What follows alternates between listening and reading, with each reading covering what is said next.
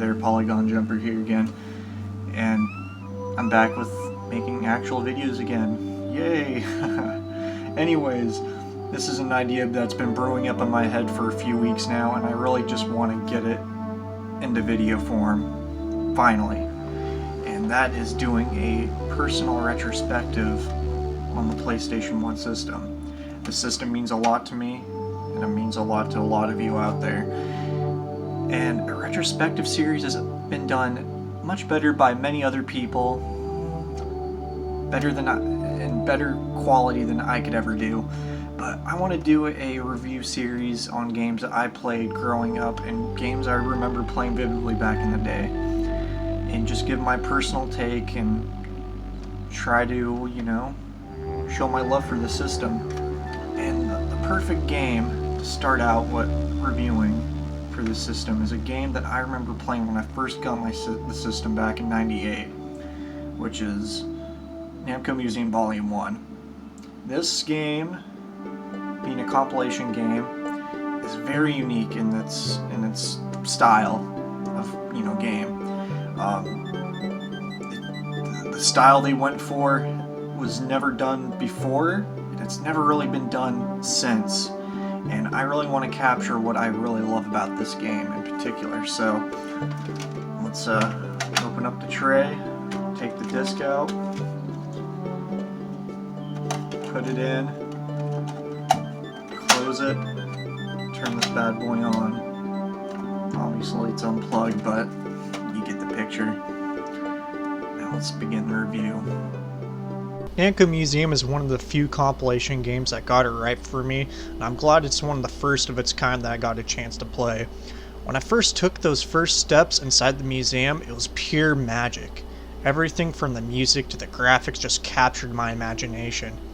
I know what you're thinking, the graphics look like crap today, but for me at the time, I didn't see anything like it, and early 3D graphics just have a charm to them that has never been captured to this day.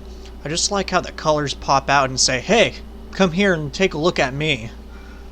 There are 6 games in this collection that are all just classics. You have Galaga, Toy Pop, Rally X, Pole Position, Bosconian, and last but not least, Pac-Man. Each game has their own little rooms that show off the personality of each game, and to get to those rooms you have to walk down a hallway that has the history of each game along with promotional material, sprite art, ROM boards, and much, much more. This is what I found so cool about this game, is just the love put into it. The music is just so good and catchy. Every room for each game has a remixed version of their own theme songs. After you walk down those halls, you enter the rooms in which the games are contained. I just love the personality of each room.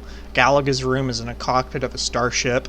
Pole Position is on a racetrack. Pac-Man is at his home in a countryside. And with Rally X's, there are race cars zooming by you. These rooms are pretty cool, but the one I always found bland was Toy Pop's.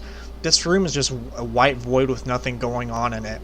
They could have had like marching toy soldiers running around this room, but at least the game is fun. This wouldn't be a review if I didn't talk about some of the games. Instead of reviewing them all, I'll just review some of the ones I played the most as a kid. But before that, it wouldn't be fair to tell you how this whole collection played as a whole.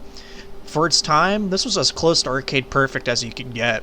Each game played just as well as they did in the arcade, and you have the ability to start out with more lives or change the difficulty before playing. It would have been nice to have analog support for some games like Pole Position, but for its time it was awesome just to have the arcade experience in your home, ready to play.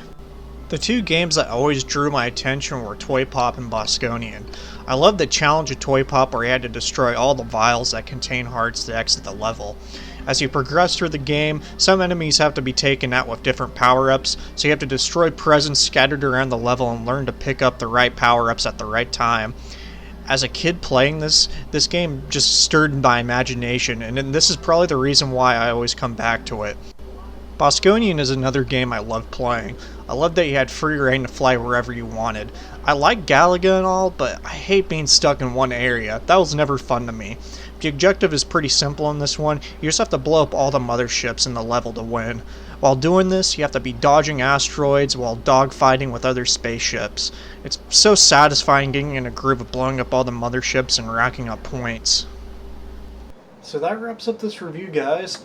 I know this review is pretty short, and I'm sorry for that. There's not really a whole lot to talk about when it comes to Namco Museum, and to just be quite frank, I just really want to talk about what made this game special to me and my childhood perspective on the game. And of course, I want to review the games in itself in the video too, but there's really not much to talk about with this one. So hopefully you guys like the new style that I'm trying to go for, and feel free to give me tips and tell me where I can improve on in the future. So hopefully you guys like the video, and I'll be back here soon, sooner than later hopefully.